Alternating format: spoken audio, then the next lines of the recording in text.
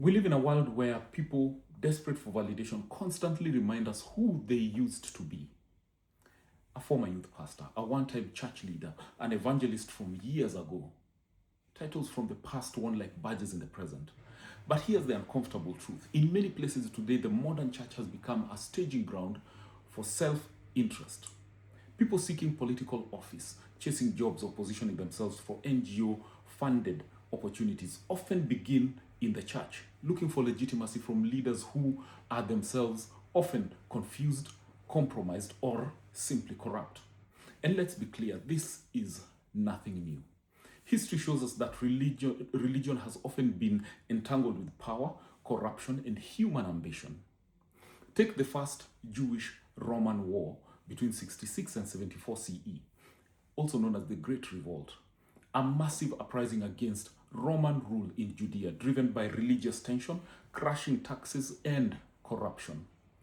The spark, the Roman governor Gessius Florus looted the temple treasury, add political oppression, interference in worship, and deep economic frustration, and the result was inevitable: rebellion.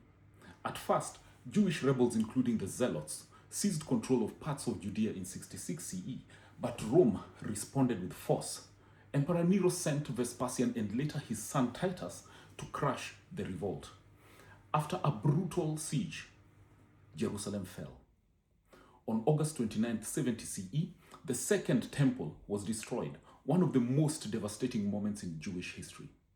The war dragged on until 73-74 CE, ending at the Masada, where the final rebels reportedly chose death over surrender. The consequences were catastrophic. The center of Jewish life was destroyed.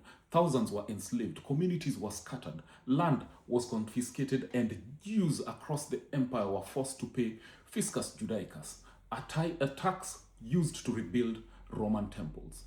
But none of this happened without warning. Christ spoke of it in Luke chapter 21. And in many ways, his words still echo today. Because today, you and I are the temple. Our bodies, our minds, our will, all of it forms the living temple of Christ. And what do we see around us? Wars, rumors of wars, persecution, relentless attempts to dismantle the temple. But here's the difference.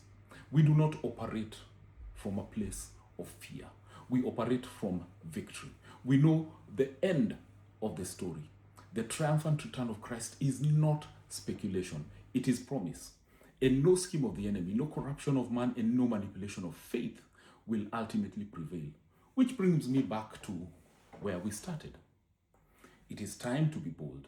Bold enough to call out those who use Christianity as a platform for validation while quietly spreading corruption, manipulation, and harm. Faith was never meant to be a ladder for personal ambition. Join me next week as we explore another dimension of this conversation. I am Tony, and this has been your Bite for today.